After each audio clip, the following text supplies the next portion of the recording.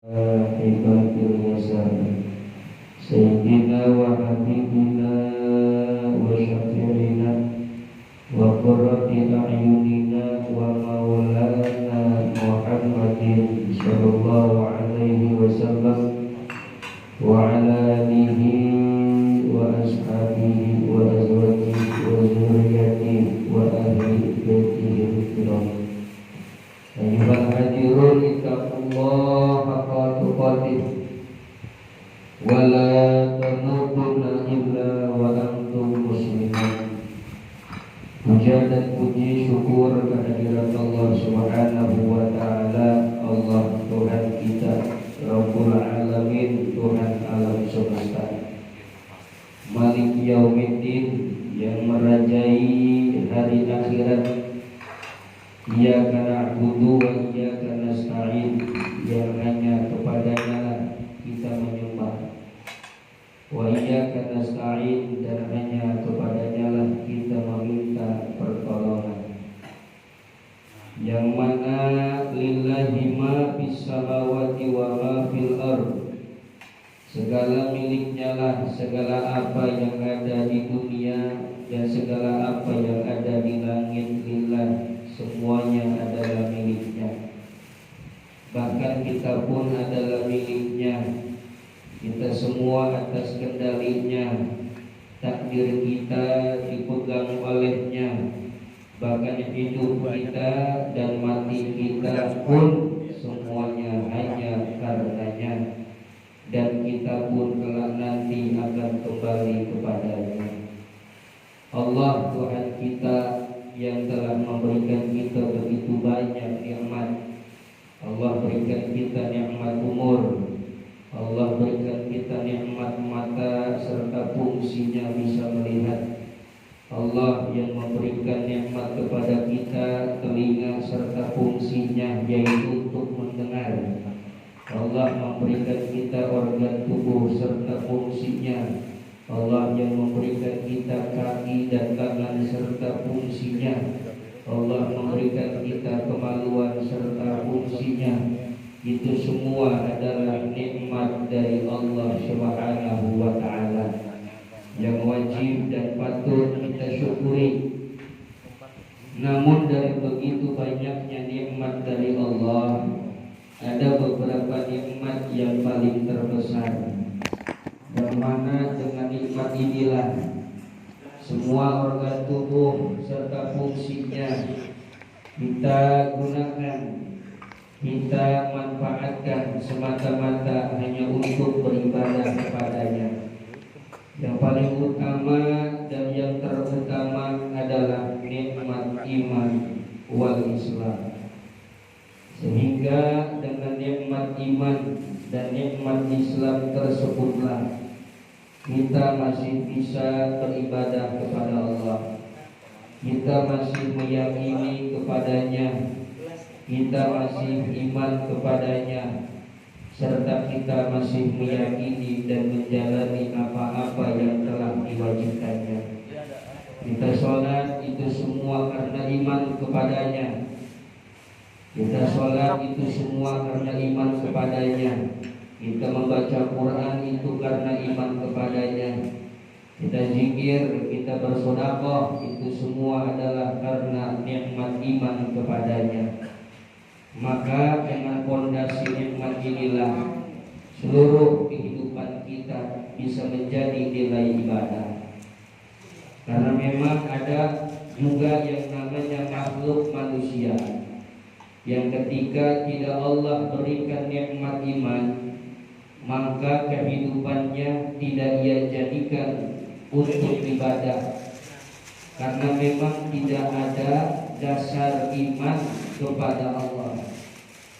Maka nikmat iman inilah yang sangat menjadi dasar fondasi agar supaya ibadah-ibadah kita itu kelak nanti akan bisa kita temukan di akhirat. Karena memang setelah hidup kita, hidup yang saat ini, kita akan memasuki kehidupan yang selanjutnya. Karena kita itu telah memasuki beberapa fase alam kehidupan. Jadi alam kehidupan kita yang saat ini bukanlah alam pertama. Karena kalau berbicara alam pertama kita itu adalah alam roh, di mana sebelum Allah jauh menciptakan manusia, Allah telah menciptakan seluruh roh manusia. Ketika roh manusia berada di alam roh, Allah berfirman, Alastu birabbikum, hei roh, apakah kalian iman kepadaku? Maka seluruh roh yang ada di alam roh menjawab, bala, nggih Gusti, kami bersaksi, kami meyakini bahwa Engkau adalah Tuhan. Maka dari sini sesungguhnya pada awal manusia sebelum Allah berikan roh dengan jasad, seluruh roh ketika di alam roh semuanya telah iman kepada Allah.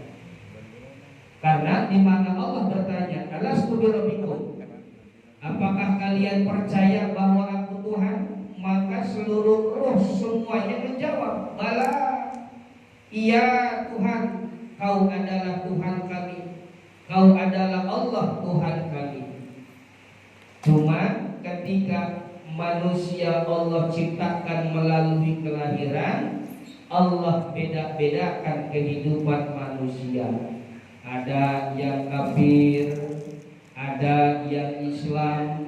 Maka sesungguhnya orang yang ketika lahir kemudian beragama Islam, atau orang yang ketika lahir kafir iya, kemudian bersyahadat iya, iman iya kepada Allah, maka sesungguhnya orang tersebut telah menepati perjanjian dengan Allah di alam roh. Jadi kalau berbicara alam pertama manusia itu atau kita, alam pertama kita adalah alam roh. Nah terus setelah alam roh kita memasuki alam kedua. Alam apa itu? Alam rahim, di mana kita berada di dalam rahim orang tua kita. 40 hari berbentuk mani, 40 hari berbentuk alaqah, darah yang menggumpal. 40 hari ketiga menjadi mudghah, daging yang menggumpal. Pada bulan keempat kemudian Allah berikan roh kepada bayi yang ada di dalam rahim. Setelah itu hiduplah bayi di dalam rahim seorang ibu. Nah, alam rahim itu adalah alam kedua kita setelah kita melewati alam roh. Lalu kemudian batas minimal wanita hamil 6 bulan.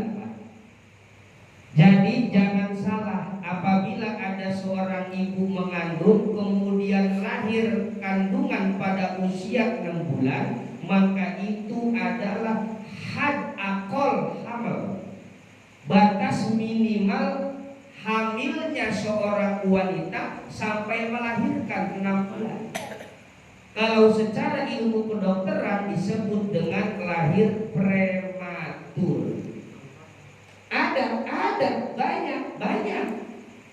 Karena batas minimal wanita hamil itu 6 bulan. Kaprah galib had ausat, pertengahan 9 bulan. 9 bulan itu adalah masa hamil standar kebiasaan. Ada wanita melahirkan kandungannya itu standarnya 9 bulan. Maksimal hamil 4 tahun. Ada. Siapa? Imam Syafi'i radhiyallahu anhu, madhab ketiga. Dari mulai madhab Hanafi, madhab Imam Malik, kemudian madhab Imam Syafi'i, madhab yang terakhir adalah madhab Imam Ahmad bin Hanbal. Nah, Imam Syafi'i Muhammad bin Abbas bin Muhammad bin Asy-Syafi'i ini di masa kandung, ketika dikandung oleh ibunya, masa kandungannya adalah 4 tahun. 4 tahun Pak, Imam Syafi'i dikandung oleh ibunya. Ketika pada usia 9 bulan ibunya rindu, toh bari megang perut. Buruan atuh tong lahir, emak udah kangen pengen ngeliat cetok. Buruan atuh lahir, emak kangen. Dapat 9 bulan enggak juga lahir. Ditunggu sampai bulan ke-10 enggak lahir. Sampai bulan ke-11 enggak lahir. Sampai bulan ke-12 alias setahun enggak lahir. Ibunya masih merindukan pengen buru-buru lahir cabang bayi. Megang perut setiap habis sholat. Oh, buruan lahir, emak kangen, emak rindu pengen ngeliat cetok. Ilham dari Allah, karomah dari Imam Syafi'i. Pada suatu hari, pada suatu malam, ibu Imam Syafi'i bertemu dengan Imam Syafi'i. Padahal Imam Syafi'i belum lahir. Mimpi bertemu Imam Syafi'i. Ketika ibunya bertanya, siapa Anda? Dijawab oleh Imam Syafi'i, ya Ummi, ini ibnuka. Wahai ibuku, sesungguhnya aku adalah ibnuki, anakmu. Anak saya, iya. Anak yang dalam kandungan, iya mak, inilah saya. Kenapa kau enggak buru-buru lahir, mak kangen, mak rindu? Apa kata Imam Syafi'i? Mak, jangan pengen buru-buru saya lahir. Tenang, nanti juga saya lahir. Kenapa emang kau nggak pengen buru-buru keluar itu? Apa jawaban Imam Syafi'i? Kenapa engkau belum segera lahir? Karena memang engkau di dalam perut emak sedang menghafal Al-Quran. Oh, mantap ya. Seorang wali mujtahid mutlak Imam Syafi'i, proses penghafalan Al-Quran di dalam rahim seorang ibu. Maka ketika lahir Imam Syafi'i pada usia 6 tahun sudah hafal Al-Quran. Di mana masa menghafal Al-Qurannya? Ketika masih di dalam rahim seorang ibu. Maka ini menjadi salah satu contoh bahwa masa kandungan maksimal seorang ibu sampai melahirkan itu adalah 4 tahun. Persis seperti masa mengandungnya ibu daripada Imam Syafi'i radhiyallahu anhu. Imam Syafi'i dikandung oleh seorang ibunya, jangkanya adalah 4 tahun lamanya. Ketika lahir Imam Syafi'i menjadi orang hebat, menjadi mujtahid mutlak. Mazhab ketiga, yang mana furu'iyah bagian daripada ibadahnya kita salah satu pengikutnya. Mazhab kita mazhab Imam Syafi'i. Dan mazhab Imam Syafi'i ini mayoritas mazhab yang memang dipegang furu'iyah ibadahnya oleh warga Indonesia. Maka jangan aneh ketika kita kunut, tapi kenapa di Mekah tidak kunut? Karena memang di Mekah mazhabnya kalau tidak Hanafi, mazhabnya adalah mazhab Imam Ahmad. Sedangkan mazhab Imam Ahmad dan mazhab Imam Hambali tidak mengambil hadis sunnah kunut. Maka wajar di Mekah ketika sholat subuh tidak berkunut. Kenapa? Karena mazhabnya kalau tidak mazhab Imam Hanafi, mazhabnya mazhab Imam Ahmad bin Hanbali. Maka ketika kita sholat di luar, sholat subuh berjamaah, pas begitu sholat imamnya kagak kunut, jangan kita berpikir wah Muhammadiyah, jangan begitu. Oh, berarti mazhabnya mazhab Imam Ahmad. Kalau tidak mazhab Imam Ahmad, berarti mazhabnya Imam Hanafi. Tapi dia mazhabnya mazhab Syafi'i, berarti lupa kunut, kan begitu. Nah, kalau lupa kunut bagaimana? Lihat standar hukum kunut. Hukum kunut itu adalah hukumnya sunnah abad. Di mana kita meninggalkan sunnah abad sengaja atau tidak sengaja, lupa ataupun tidak lupa, maka sunnah sujud 2 kali qubailas salam sebelum kita melakukan ulul salam, alias sunnah sujud sahwi. Setelah tasyahud selesai, Allahumma sholli ala sayyidina Muhammad wa ala ali sayyidina Muhammad kama shallaita ala Ibrahim wa ala ali Ibrahim wa barik ala sayyidina Muhammad wa ala ali sayyidina Muhammad kama barakta ala Ibrahim wa ala ali Ibrahim fil alamin innaka Hamidum Majid. Sebelum salam sujud 2 kali, sujud sahwi namanya, dengan bacaan di dalam sujudnya subhana man la yanamu wa la yasbu, 3 kali dibaca, 2 kali sujud, berarti jumlah bacaannya 6 kali. Setelah sujud sahwi barulah ulul salam. Fungsi sujud sahwi menambah sunnah abad yang tidak kita lakukan, salah satunya adalah kunut subuh.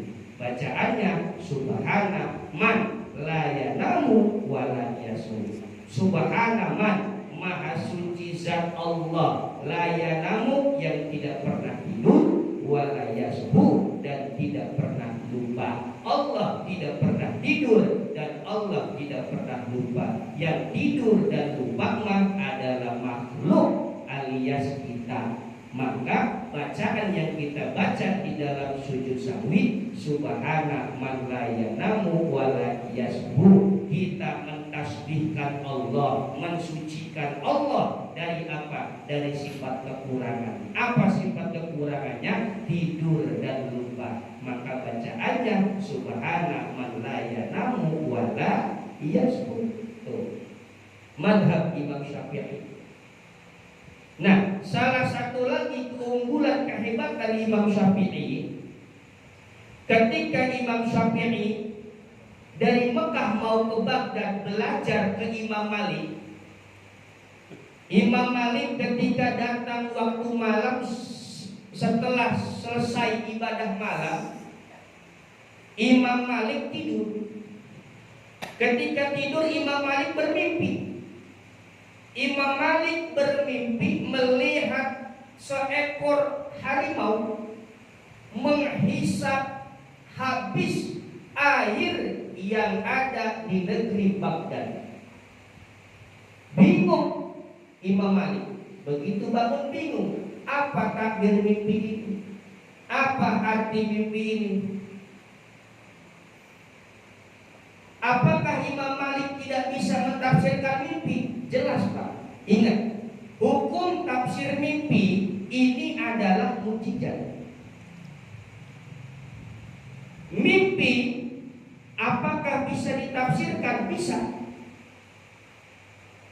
Tapi untuk yang bisa mentafsirkan mimpi bukan orang sembarangan, alias para ahli. Kenapa? Karena bisa mentafsirkan mimpi itu adalah sifat mukjizat. Jadi bukan keilmuan biasa. Mana contohnya? Nabi Yusuf. Nabi Yusuf dahulu ketika setelah proses difitnah oleh Siti Zulaikha, dituduh oleh Zulaikha mau memperkosa Zulaikha. Kemudian Nabi Yusuf dipenjara.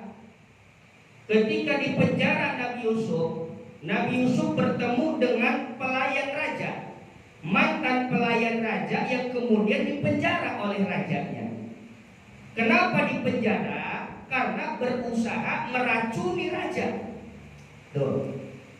Nah, terus bertemulah mantan pelayan raja bertemu dengan Nabi Yusuf. Ketika bertemu dengan Nabi Yusuf, kata Nabi Yusuf, "Hei pelayan, sebentar lagi kamu bakal keluar. Kamu bakal keluar penjara dan kamu akan bertugas seperti semula melayani raja.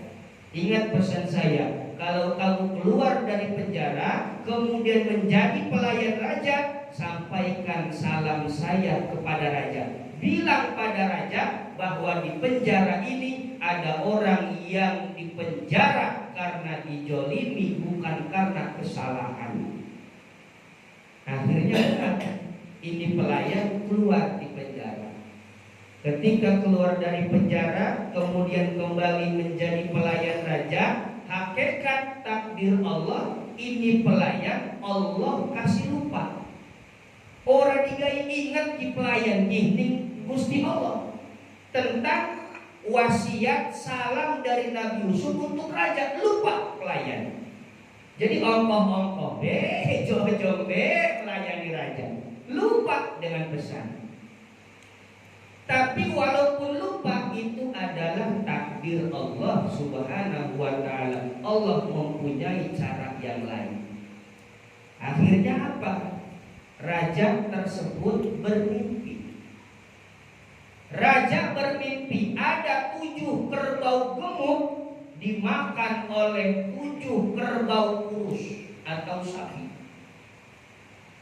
Raja mimpi ada 7 ekor sapi gemuk dimakan 7 ekor sapi kurus. Bangun dari tidur, raja bingung apa tafsir mimpi ini. Dipanggil ahli-ahli perbintangan, dipanggil ahli-ahli perdukunan, ahli hitung-hitungan, ahli falak, ahli tafsir, dikumpulkan oleh raja. Kumpul, ada apa raja? Tolong tafsirkan mimpi saya. Emang raja mimpi apa? Saya mimpi ada 7 ekor sapi gemuk dimakan 7 ekor sapi kurus. Coba tafsirkan. Dari sekian banyaknya pelayan raja, ahli nujum, ahli perbintangan, tidak ada satupun yang bisa mentafsirkan daripada mimpi raja. Bagaimana hasilnya? Nyerah raja, wis orang bisa ya bune, muhakuat artinya, wis nyerah raja, nyerah. Nah, Allah berikan ingatan kepada pelayan. Mantan orang yang pernah dipenjara, satu penjara dengan Nabi Yusuf.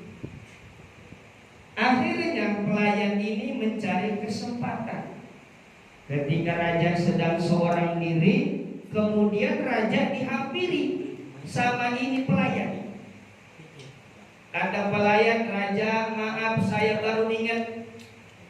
Ada apa pelayan? Saya baru ingat raja, kurang lebih 7 tahun yang lalu saya kan dulu di penjara. Terus di dalam penjara itu saya bertemu dengan orang yang mulia, soleh terlihatnya.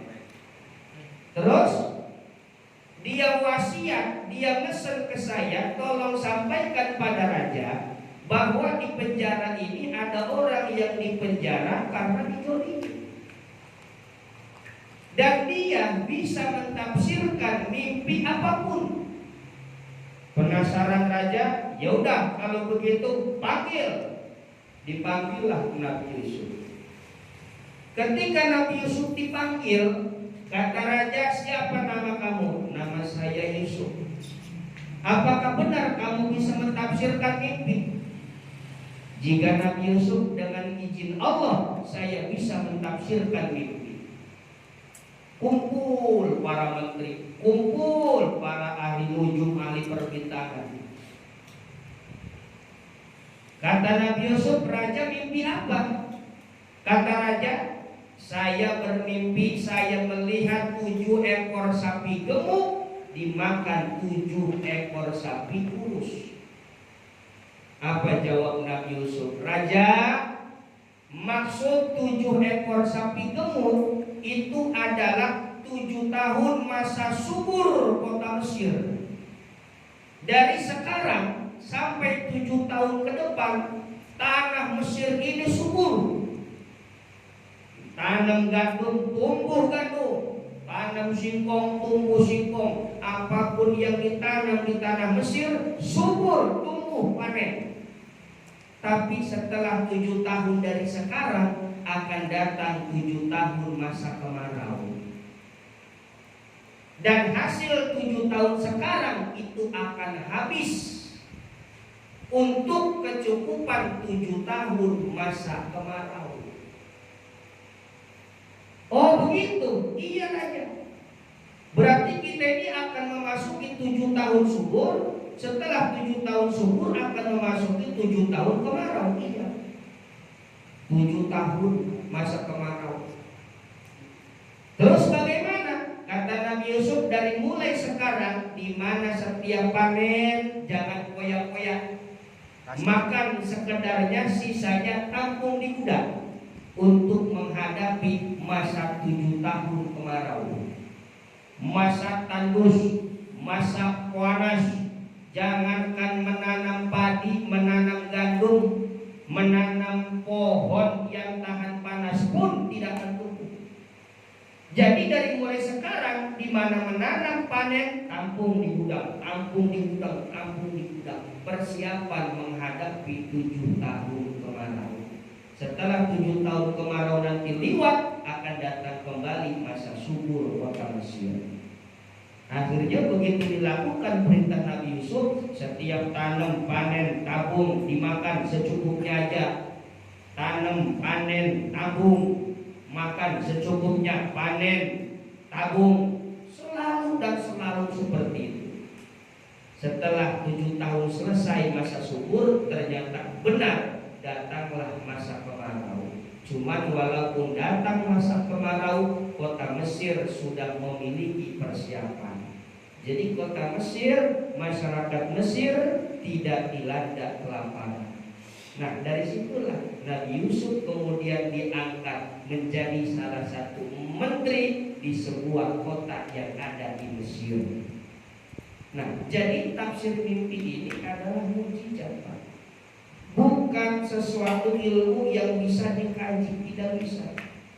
Maka jangan pernah percaya di mana bermimpi, oh tafsirnya ini, nantinya akan terjadi seperti ini, aja dipercaya. Kenapa? Karena yang namanya barang tafsir mimpi mah barang mukjizat. Salah satunya adalah Nabi Yusuf alaihis salam.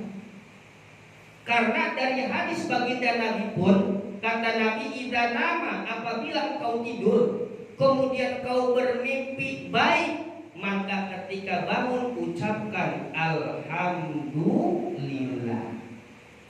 Dan ketika kau bermimpi jelek, ketika bangun mintalah perlindungan dari Allah, membaca a'udzubillahi minasyaitonirrajim, kemudian sunah meludah sebelah kiri. Dan yakini bahwa mimpi buruk tersebut tidak akan memberikan madorot sekecil apapun kepada kalian. Dan kalau bermimpi bagus, ucapkan alhamdulillah, meludah sebelah kanan. Tidak ada tafsir apa-apa, tidak ada. Kalaupun ada yang mentafsirkan, bohong. Bohong. Bagaimana kalau saya itu mimpi indah? Nikmat dari Allah. Bagaimana tidak nikmat? Walaupun kita tidak bisa dapat di alam nyata, bisa dapat di alam mimpi. Kan sebuah nikmat. Nah, jadi Imam Malik ini tidak berani mentafsirkan, karena barang tafsir itu barang mukjizat. Cuma Imam Malik masih bertanya-tanya, bermimpi melihat harimau menghisap habis air yang ada di kota Baghdad. Menunggu Imam Malik apa maksudnya, tidak berani mentafsirkan, karena barang tafsir mimpi itu adalah barang mukjizat, sesuatu yang bisa dilakukan oleh manusia-manusia tertentu alias para nabi, para rasul. Dan kemudian ketika datang waktu pagi, datanglah seorang pemuda. Ketika datang kepada Imam Malik, kata Imam Malik, siapa nama kau? Nama saya adalah Ibnu Abbas bin Abdullah. Mau apa kemari? Ya Imam Malik, tujuan saya datang kemari, saya mau berburu kepada Anda. Kata Imam Malik, kalau kamu mau berburu sama saya, kamu harus belajar kitab Muwatta dulu. Kitab Muwatta itu kitab hadis, Pak. Kalau kamu ingin belajar sama saya, harus belajar kitab Muwatta dulu supaya cepat nyambung. Apa jawab Imam Syafi'i? Ya Imam Malik, sesungguhnya kitab Muwatta yang telah kau karang itu sudah saya hafal, sudah ada di otak saya. Imam Syafi'i. Akhirnya langsung dites dengan Imam Syafi'i. Coba kalau Imam sudah hafal, dites oleh Imam Malik. Ketika dites dari hadis pertama, hadis hadis kedua, terus sampai satu kitab selesai. Apa kata Imam Malik? Sudah, kau jangan berguru kepada saya, tapi tolong bantu saya untuk mengajarkan murid-murid saya. Dan disitulah Imam Malik tahu tentang arti daripada mimpinya. Kalau Imam Malik mengetahui arti mimpinya setelah peristiwanya terjadi, bukan mentafsirkan. Barulah kata Imam Malik, oh ternyata inilah arti mimpi saya. Berarti harimau itu adalah Imam Syafi'i.